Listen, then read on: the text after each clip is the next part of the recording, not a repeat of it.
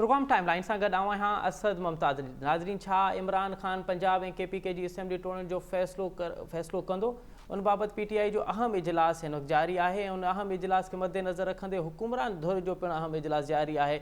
हाणे ॾिसणो इहो आहे त पंजाब जंहिंखे पाकिस्तान जे इक़्तिदार जो 70% सम्झो वेंदो आहे, उन में उनजो वॾो वज़ीर चौधरी परवेज़ इलाही आहे, जंहिंजो तालुक़ु काफ लीग सां आहे। छा काफ लीग इमरान ख़ान जे इन फ़ैसिले सां सहमत थींदी? ऐं जेकॾहिं इमरान ख़ान पंजाब ऐं KPK जूं असेंबली टोड़ण में कामयाबु थो वञे त पोइ हुकुमरान धुर वटि अल्टरनेट हिकमत अमली कहिड़ी हूंदी? इन मौज़ू ते ॻाल्हाईंदासीं। हिन वक़्तु प्रोग्राम में जॉइन कयो आहे मियां इमरान मसूद साहब, पाण तहरीक इंसाफ़ जा मरकज़ी अगवान आहिनि ऐं अॻूणा सूबाई वज़ीर पिणु। मियाँ साहब, प्रोग्राम में खुश आमदीद। मियाँ साहब, सबसे पहले तो ये बताइए कि क्या वाकई काफ लीग सहमत है वो पंजाब असेंबली ख़त्म करने में, पंजाब असेंबली तोड़ने में PTI के इस फैसले से? जी बिल्कुल, हमारी जो ऑफिशियल स्टेटमेंट आई है और जिसमें चौधरी परवेज़ इलाही साहब ने अपना एक इंटरव्यू भी दिया है जो सोशल मीडिया पे भी चल रहा है, उसमें उन्होंने वाज़े तौर पे कह दिया कि इमरान खान जब कहेंगे तो उसी वक्त हम असेंबली तोड़ देंगे। ये हमारा ऑफिशियल जो है वो एक स्टेटमेंट आ चुका है। लेकिन क्या मियाँ साहब इसका एक सबब ये भी है कि अगर आपने असेंबली ना भी तोड़ी तो आसिफ अली जरदारी साहब पंजाब यात्रा पे निकले हुए हैं और उन्होंने फैसला किया है कि अब पंजाब में आपकी हुकूमत जो है वो मज़ीद होगी नहीं, क्योंकि वो इससे हिकमत अमली पे वहाँ पे बैठे हुए हैं। जी मोस्ट वेलकम, खुश आमदीद। आए जरदारी साहब, हमेशा वो आते हैं, उन्हें हम वेलकम कहते हैं। और लेकिन अब वो आसिफ अली जरदारी साहब वो आए, ज़रूर आए, बिस्मिल्लाह, लेकिन अब वो उससे बात आगे चली गई है बहुत ज़्यादा। अभी जोड़ तोड़ वाली स्टेज जो है वो अभी नहीं है, क्योंकि वो अगर पंजाब हुकूमत को हासिल करना चाहते हैं तो उनको अदम एतमाद करना पड़ेगा, अदम एतमाद की तहरीक लानी पड़ेगी और अपनी मेजॉरिटी शो करनी पड़ेगी। और उससे पहले ही अगर टूट जाती है असेंबली तो वो फिर उनका जो यहाँ पे आए हैं और वो हासिल करना चाह रहे हैं तो वो ख़त्म हो जाएगा सिलसिला। लेकिन मियाँ साहब, पंजाब में गवर्नर और फिर KPK में गवर्नर तो हुक्मरान इत्तेहाद से हैं। आप समझ रहे हैं कि गवर्नर साहब ऐलान कर देंगे इतना जल्दी कि असेंबली तोड़ी जाए?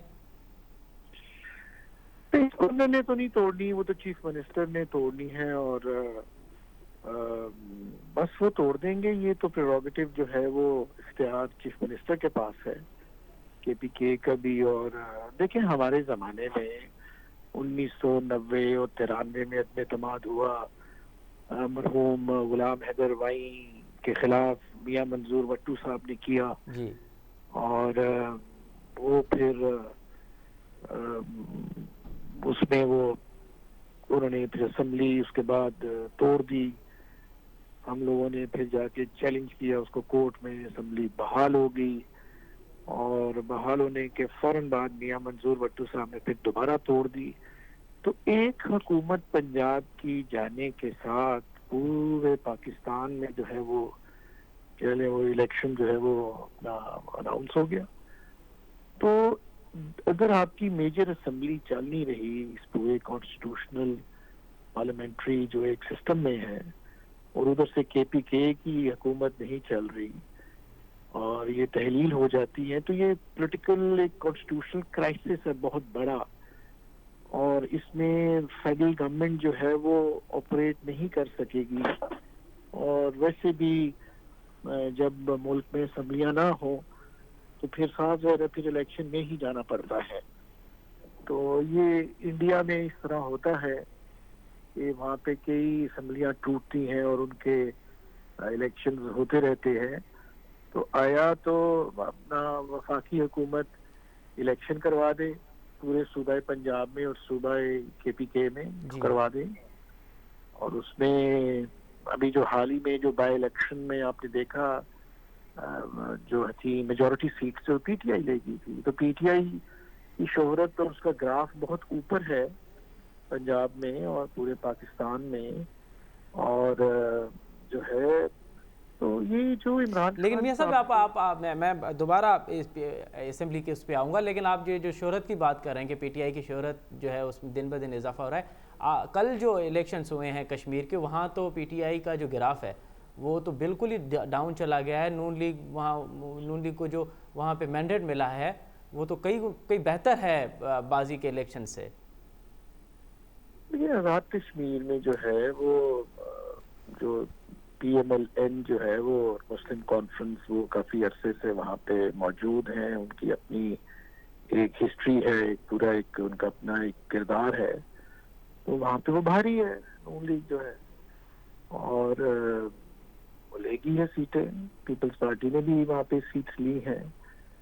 تو یہ پاکٹس تو ہیں نا. آپ دیکھیں نا سندھ میں اس وقت پیپلز پارٹی کی حکومت بیٹھی ہوئی ہے, تو ان کی پاکٹ ہے. وہ پیپلز پارٹی کی جو ہے وہ ایک فیوریٹ ان کا وہ صوبہ ہے جہاں سے وہ جی سیٹیں نکالتے ہیں. جی اسی طریقے سے تمام جماعتیں جو ہیں ان کا جے یو آئی کا اپنا ایک اثر ہے. سرحد میں ہے, بلوچستان میں بھی مختلف پارٹیز کا اپنا اپنا ایک اثر ہے جو وہ نکالتے ہیں سیٹیں. جی تو یہ مکسڈ فینومینا ہے. اور بہرحال شہرت پی ٹی آئی کی ہو یا نہ ہو, یہ تو الیکشن جو آنے والا ہے اس میں پتہ چل جائے گا. ٹھیک. اور اچھا تمام میاں صاحب پنجاب حکومت آپ کے پاس ہے. یہ پنجاب حکومت, پنجاب سمجھا جاتا ہے کہ 70% پاکستان کا اقتدار جو ہے وہ پنجاب کے سپرد ہے. تو آپ کیا سمجھتے ہیں کہ یہ جو اقتدار ختم کیا جائے, اور پھر کے پی کے میں آپ کا اقتدار ہے, کے پی کے میں بھی اگر پی ٹی آئی ختم کر دیتی ہے تو آپ نہیں سمجھتے کہ یہ سیاسی بہت بڑی غلطی ہوگی؟ اگر آپ کا وہاں سے اقتدار ختم ہوگا تو آپ کا گراف نیچے آئے گا. دیکھیں, یہ تو آئین اجازت دیتا ہے. آئین نے اجازت دی عدم اعتماد کی. پی ڈی ایم نے اکٹھے ہو کے عدم اعتماد کر دیا اور پرائم منسٹر کو ہٹا دیا. پرائم منسٹر جو ہے وہ عمران خان صاحب جو ہیں سابق وزیر اعظم, انہوں نے اپنا ایک نیریٹو بلڈ کیا. انہوں نے کہا کہ یہ سازش ہے وغیرہ وغیرہ, تو الیکشن ہونے چاہیے, ارلی الیکشن. وہ اس پہ چل پڑے. تو ارلی الیکشن, اب یہ ہے کہ اسمبلی توڑنا بھی ایک آئینی چیز ہے. آئین اجازت دیتا ہے کہ آپ اسمبلی توڑ دیں, اور کیونکہ آپ کا عدم اعتماد ہے اس پورے سسٹم میں, تو یہ تو پھر کانسٹیٹیوشنل مووز تو پھر دونوں سیدھے کرتی ہیں. میاں صاحب آپ سینئر سیاستدان ہیں, پوری عمر آپ نے سیاست کی ہے, اور سیاست کے آپ نشیب و فراز بھی آپ نے دیکھے ہیں. آپ نہیں سمجھ رہے کہ خان صاحب یہ جو سولو فلائٹ کر رہے ہیں, اور خان صاحب کے پاس اب سیاست میں کھیلنے کے لیے کچھ بچا نہیں ہے؟ آخری یہ پتہ تھا جو خان صاحب نے شو کر دیا. لگ ایسے رہا ہے کہ جیسے خان صاحب اب بند گلی میں پھنس چکے ہیں اور ان کے پاس کوئی اور سیاست کے لیے کچھ نہیں ہے. انہوں نے آخری پتہ بھی شو کر دیا. دیکھیں, یہ جو آخری پتہ انہوں نے جو چلا ہے, اس سے پی ڈی ایم کے جو ہیں وہ چھکے چھوٹ گئے ہیں. بیکاز وہ کبھی بھی ایکسپیکٹ نہیں کرتے تھے کہ یہ جو پی ٹی آئی اور کاف اقتدار چھوڑ دیں گے. نو بڈی ایکسپیکٹس دیٹ. اور انہوں نے پی ایم ایل این نے کئی اپنے انٹرویوز میں انٹیریئر منسٹر نے اور بی بی مریم نواز صاحبہ نے کہا کہ بھائی ٹھیک ہے, آپ اگر استعفے آپ نے دیے ہیں قومی اسمبلی سے تو پھر چھوڑ دیں اقتدار جو ہے کے پی کے کا, اور چھوڑ دیں اقتدار پنجاب کا, اور فارغ کر دیں, استعفے آپ دے دیں. تو عمران خان نے کہہ دیا ٹھیک ہے, ہم استعفے دے دیں گے. اور وہ انہوں نے ایک ٹیمپو بلڈ کیا, ایک پوری موومنٹ چلائی, نیریٹو بلڈ کیا, لوگوں کا اعتماد لیا, لوگوں کو اویئرنیس دی, اور انہوں نے کہا بھی ارلی الیکشن کروا دیں. اب وہ نہیں ہے تو ان کے پاس اس کے علاوہ اور تو کوئی اب حربہ نہیں رہا نا عمران خان صاحب کے پاس. انہوں نے وہ حربہ چلا. اور میں آپ کو ایک بات بتاؤں کہ دیکھیے, یہ پریشر جو ہے نا یہ پی ڈی ایم پہ, آپ اچھا, عمران خان پہ کوئی پریشر نہیں ہے جی. پی ڈی ایم نے اس کو فیس کرنا ہے, اس تھریٹ کو کہہ لیں, یا اس اسمبلیاں جب ٹوٹتی ہیں تو آپ کا کیا خیال ہے کہ یہ چلتا رہے گا سسٹم؟ Not at all. یہ تو ان کو اب چاہیے کہ وہ آ جائیں, بیٹھ کے ایک میوچل ڈیٹ راؤنڈ ایک سیٹل کر لیں, اور سارے اس میں سے وہ بچ سکتے ہیں اس سچویشن میں. دے دیں ارلی الیکشن. اور اتنے وہ پاپولر ہے پی ڈی ایم, اتنا ان کا ووٹ بینک ہے, اور انہوں نے اپنا 6-7 مہینے جتنے بھی ہیں لگائے ہیں. جی پیپلز پارٹی نے تو پورے 4.5 سال 4.25 سال لگا لیا ہے. جی سندھ میں انہیں کیا ایشو ہے؟ ٹھیک اور اگر اس ملک کی اکانومی کو بہتر کرنا ہے, لوگوں کا تو ٹرسٹ ختم ہو گیا, اب ٹھیک انویسٹمنٹ تو نہیں آ رہی نا, اور اس میں پولیٹیکل اسٹیبلٹی آپ کو چاہیے. اور چونکہ یہ अपना मुकाबला है दोनों जमातों का। ठीक है। एक जमात का एक तरफ दो जमातें हैं और बाकी पूरी पाकिस्तान की जमातें एक जी तरफ जी। हैं। तो ये इसको ये मत समझें कि ये बंद गली में चला गया। नो, बहुत वो तो शुक्रिया। इमरान खान तो खुल के खेल रहा है ना, उससे तो ठीक। अपना ये आखिरी पत्ता शो करना ही करना था। सिंधी अदीबनि जी सभ खां वॾी तंज़ीम अदबी संगत जंहिंजो हिकु शानदार माज़ी रहियो आहे। अदबी संगत जो न रुगो अदब जे हवाले सां पर ॿोली ऐं वतन शनासी जे हवाले सां बि उन पंहिंजो शानदार माज़ी रखे थी पई। पर कुझु अरसे खां असां ॾिसूं था पिया त इहा तंज़ीम ॿिनि धड़नि में डिवाइड थी चुकी आहे, गिरोही मुफ़ादनि जे वर चढ़ी वई आहे। हाणे हीअ जेका तंज़ीम आहे उहा उन जा बुनियादी सबब कहिड़ा आहिनि जंहिंजे सबबनि जे करे हीअ तंज़ीम हाणे ॿिनि धुरनि में तब्दील थी चुकी आहे, ऐं छा ॿीहर हीअ तंज़ीम पंहिंजे पेरनि ते बीहंदी ऐं इन जो जेको असुलु कार्य आहे त उहो अदब खे फ़रोग़ ॾिए, हू ॿोली जे बहितरी लाइ कमु करे ऐं वतन शनासी लाइ कमु करे। त आख़िर बुनियादी सबब कहिड़ा आहिनि जीअं आउं पहिरियों ई अर्ज़ु कयुसि, ऐं ॿियो छा संगत ॿीहर गॾु थींदी? इन्हनि मौज़ुअनि ते ॻाल्हाईंदासीं। हिन वक़्तु असांखे प्रोग्राम में जॉइन कयो आहे डॉक्टर मुश्ताक़ फुल साहब, पाण अदबी संगत जे हिकु धड़े जा सेक्रेटरी आहिनि। उन सां गॾोगॾु असांखे जॉइन कंदो ताज जोयो साहब, उहो पिणु गुज़िरियल ॾींहुं अदबी संगत में सेक्रेटरी मुंतख़ब थिया आहिनि, ऐं उन सां गॾोगॾु असांखे जॉइन कयो आहे अहमद सोलंकी साहब, पाण अॻूणा अदबी सिंध अदबी संगत जा सेक्रेटरी आहिनि। साईं अहमद सोलंकी साहब, अव्हां खां अगरि प्रोग्राम जो आगाज़ कजे त बुनियादी सबब कहिड़ा आहिनि जो तंज़ीम जेका आहे उहा ॿिनि धड़नि में तब्दील थी चुकी आहे? हिकु धड़े खे लीड पियो करे हाणे ताज जोयो साहब, ॿिए धड़े खे लीड पियो करे मुश्ताक़ फुल साहब। बुनियादी सबब कहिड़ा आहिनि हिन तंज़ीम में ॿिनि धड़नि में डिवाइड थियण जा? तव्हांजी वॾी महिरबानी, तव्हां अहिड़े इन मामले ते तव्हां हिकिड़ो ख़ासि प्रोग्राम कयो आहे ऐं तव्हांजो शुक्रगुज़ार आहियां। मसइलो हीअ आहे त इन संगत खे पहिरियों त सुवालु इहो थिए थो त संगत ॿिनि जेको तव्हां चओ था ग्रुप या धड़ो चओ था उन में छो विराई वई, सबब त हितां ॻोल्हिबा ऐं ॻोल्हजनि था त ईअं आहे त 2018 में फेबरवरी 2018 में मां खटिया हुउसि अगस्त में 2017 में, ऐं उन खां पोइ 17 में जीअं मां खटिया हुउसि असांजे साईं ज़ुल्फ़कार सियाल साहब मूंसां मथे मुक़ाबिलो जी, ऐं मां उन खां 11 वोटनि ते माना खटियो जी, ऐं उन खां पोइ पहिरियों ई असां इजलास सॾायोसीं ऐं सभु दोस्त उन में मौजूदु हुआ ऐं एजेंडाऊं हुयूं। सिंधी संगत जो जे पंहिंजी कारकर्दगी जी रिपोर्ट हुई, मालियाती रिपोर्ट हुई, कोई शाखुनि खे इल्हाक ॾियण जा या इल्हाक बहाल करण जा, ऐं सभिनि ते ख़ुशि असुलूगी तां हली। पर जॾहिं यूनिटनि जो मामिलो आयो त भई शाखूं जेके असांजूं आहिनि जंहिंजा इल्हाक ख़तमु कया विया अॻूणनि दौरनि में, त मूं चयो त भाई मां आयो ई मां पंहिंजो मंशूर इहो रखियो त तख़लीकारनि जे लाइ ई सिंधी अदबी संगत ठही हुई ऐं तख़लीकारनि जे ई हवाले हुजे ऐं उन में तख़लीकार ई हुजनि। मंशूर मुंहिंजो इहो हो त हाणे सिंधी अदबी संगत जेकॾहिं तख़लीकारनि खां सवाइ उहो पंहिंजी का शनाख़्त नथी रखे, सिंधी अदबी संगत में तख़लीकार मौजूदु न आहिनि ऐं जेके तख़लीकार मौजूदु आहिनि उन्हनि जी वापसी कई वञे। ऐं मूं चयो त जुडो शाख आहे जंहिंमें अयूब खोसो जहिड़ो नौजवान शाइर साहिब किताब जदीद शाइरी खे रिप्रेज़ेंटेटिव कंदड़ उहो सिंधी संगत जी शाख जो इल्हाक ख़तमु आहे उनजो बहाल कयो वञे। मूं चयो त जेका नओं कोट आहे, मूं पढ़िया हुते नओं कोट आहे ऐं नओं कोट जो तमामु बहितरीनु शाइर असां वटि अयाज़ रिज़वी ऐं हुन सां गॾु ॿिया कई शाइर ऐं ख़ासि तौर ते असांजी वॾी रागदारीअ जी जेका माई भागी उनजो ॻोठु, त इहा पुराणी शाख आहे, इनखे छो अलॻि कयो आहे? मूं चाहियो त सिंधी अदबी संगत जो ढोरो नारो हुई उनखे छो मीर हसन हारीसर जहिड़ो लेखक उन में आहे उहो कोन्हे। मूं चाहियो पिए ऐं रखी उन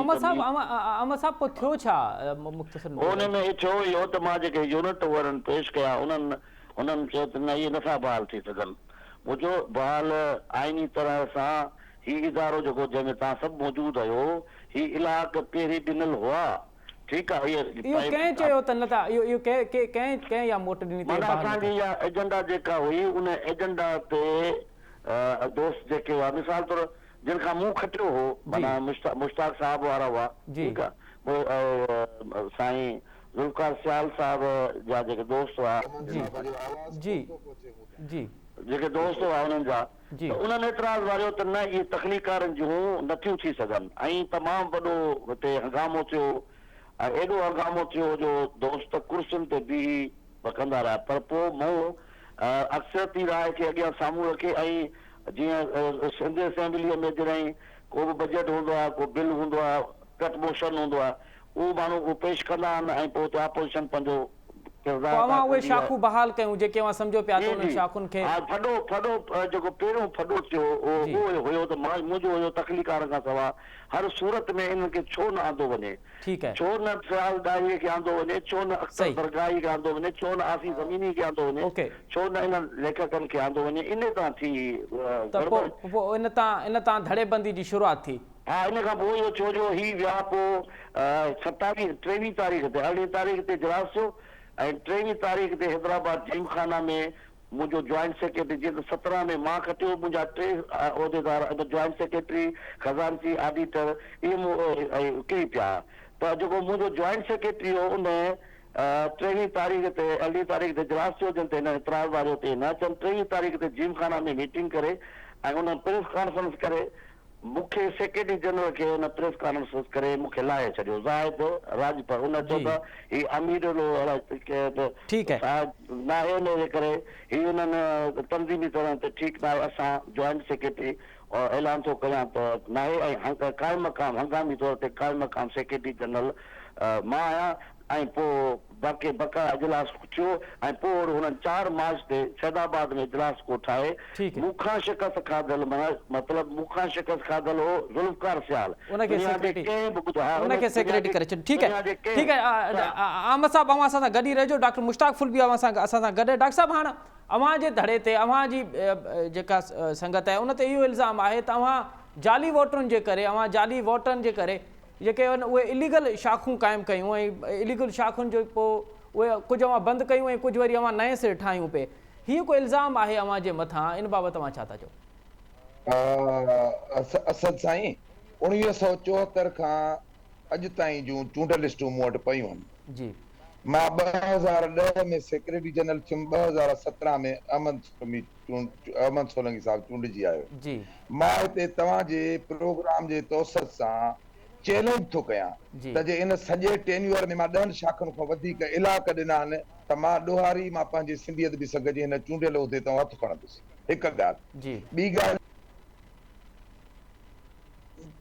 जी मुश्ताक साहब थो करे पियो जेको इजलास में गैर कानूनी अहमद साहब इजलास में इलाइक़ा ॾिना, उन्हनि जो मसइलो इहो त सिंधियत बि संघ जो आइन थो चए त उहे शाखूं जेके जिन खे कचा इलाइक़ा मिलणा आहिनि सेक्रेटरी जनरल ॾींदो, उहे 6 महीननि ताईं यानी 2 इजलास अटेंड कंदियूं, उन खां पोइ 3 इजलास में अची पंहिंजो इलाइक़ो पको इलाइक़ो कंदियूं।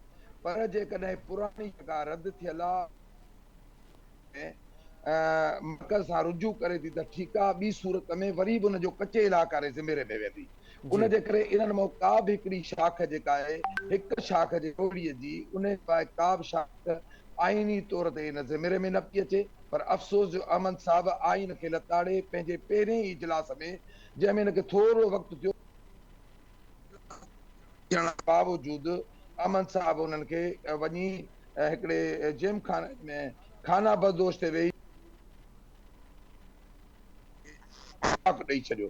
ॿी ॻाल्हि जेका मां चवां थो त 1974 खां वठी मूं वटि लिस्टूं पयूं आहिनि, जेके बि इहे शाखूं हुयूं जेके हाणे उनजी अख़बार कढो, 22 शाखुनि जो जेको ज़िक्र आहे, उन्हनि 22 शाखुनि जो मां पंहिंजे दौर में जेकॾहिं हिकु बि शाख जो इलाइक़ो रद्द कयो आहे, मां छा थो चवां, हिकु बि शाख जो मुश्ताक फुल पंहिंजे टिनी टेन्यूअर्स में रद्द कयो आहे, तॾहिं मां हिन पंहिंजे उहिदे तां दस्तबरदार थींदो। हिननि मां तक़रीबन शाखुनि जो इलाइक़ो अयाज़ गुल जे दौर में रखियल आहे, रिकॉर्ड थो ॿुधाए। हिनजी रसूल बशर दर्स जी शाख जेका आहे अयाज़ गुल ख़तमु कई। इहे जेके थर जूं ऐं थरपारकर उमरकोट वारियूं शाखूं सभु अयाज़ गुल जे दौर में रथियल हुयूं, असां कोन कयूं, नई मां ॾिनो। हाल बता जेका जुड़े वारी शाख आहे अयूब खुसे जी, इहा डॉक्टर ज़ुल्फ़कार सियाल जे दौर में मूंखे जेतिरे क़दुरु यादि अचे थो ख़तमु थी। मां का बि न कई आहे शाख ख़तमु, इहो माना बिल्कुलु हथ ठोकियो ऐं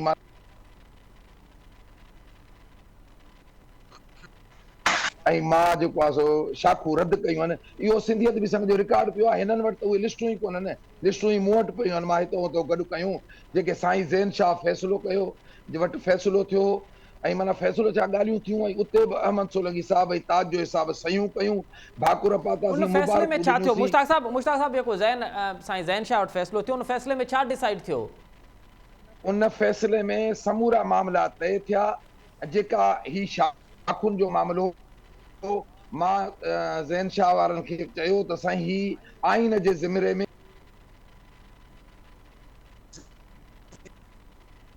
आइनी तौर ते नथियूं अची सघनि। पोइ अहमद सोलंकी साहिब खे चवनि त बाबा मां चयोसीं ही पुराणियूं शाखूं इलाह करे थियलनि खे 5 सालनि खां वधीक टाइम थी वियो आहे, ऐं अहमद साहिब खे कमेटीअ घुराए चयो त तव्हां भला लिस्टूं ॾेई साबित कयो त जेको आहे तव्हां इहो हिननि खे 5 सालनि खां घटि टाइम थियो आहे। त अहमद साहिब चयो त मूं वटि, अहमद सोलंकी साहिब चयो त मूं वटि अहिड़ो रिकॉर्ड कोन्हे को। मूं चयोसीं इहो रिकॉर्ड सॼो माथो खणी अचां, मूं वटि पियो आहे, थियो समूरियूं लिस्टूं मूं वटि मौजूदु पयूं आहिनि।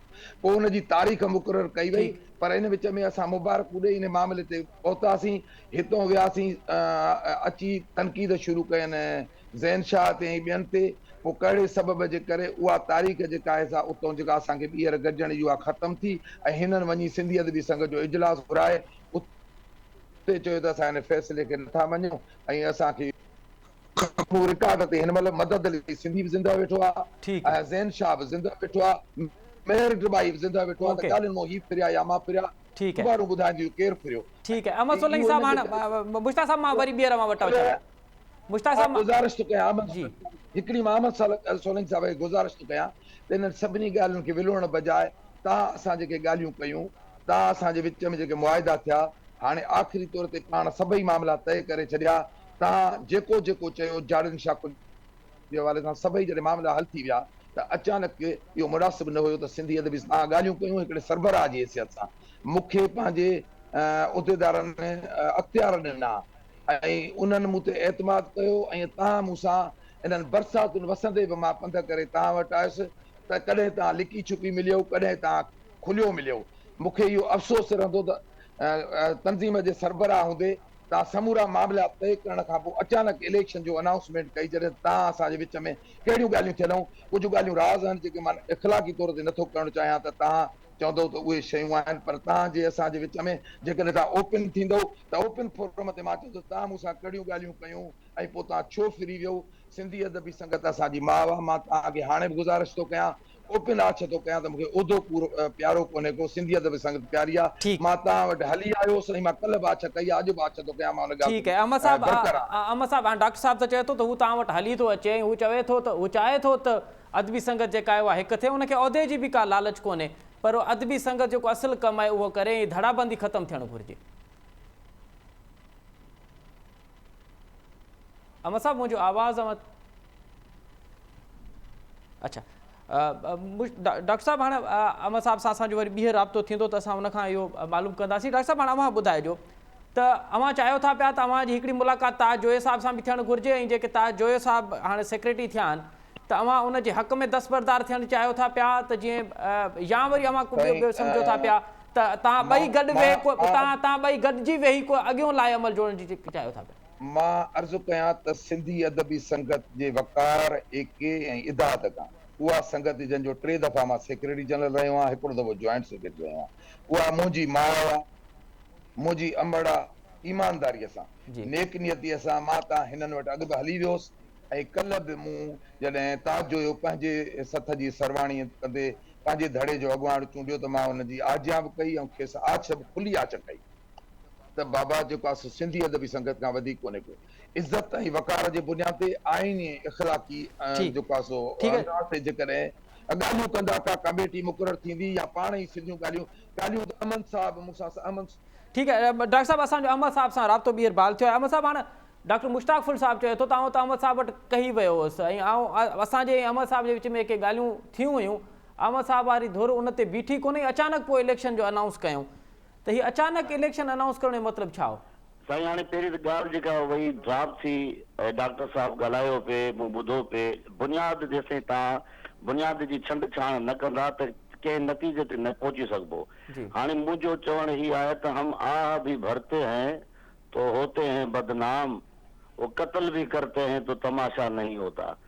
2000 मूं चयो 2018 में मूं जेकॾहिं शाखूं आंदियूं, डॉक्टर साहब पाण तो ॿुधाए त पंहिंजे रसूल भाई दर्स जी शाख झमपीर उहा जेका आहे उहा शाख हुई अयूब जी।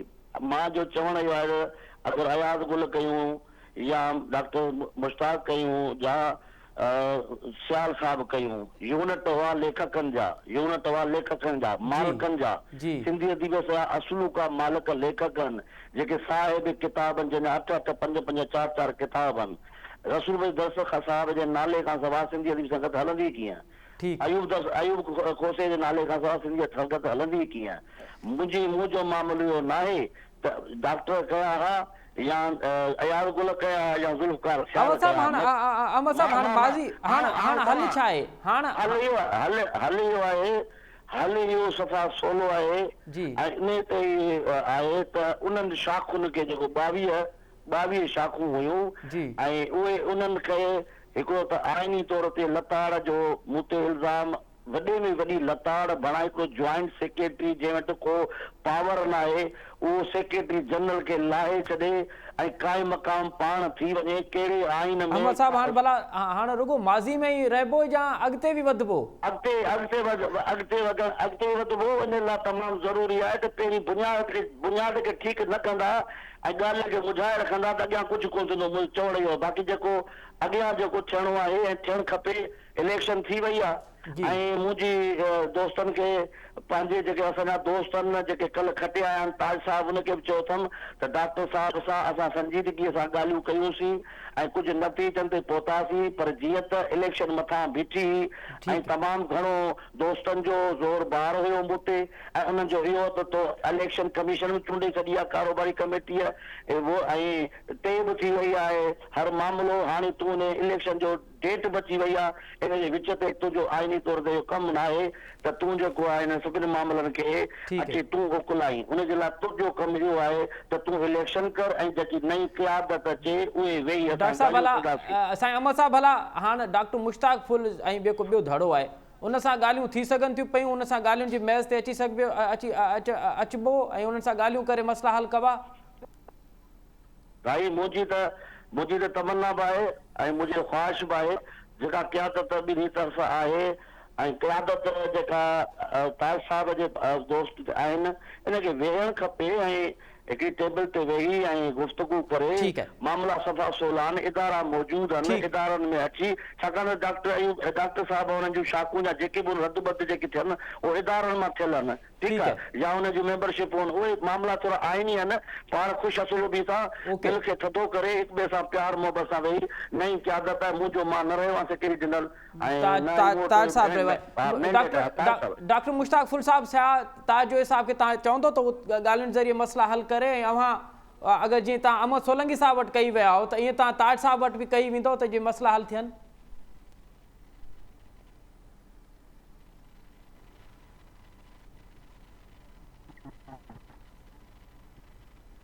जी डॉक्टर साहब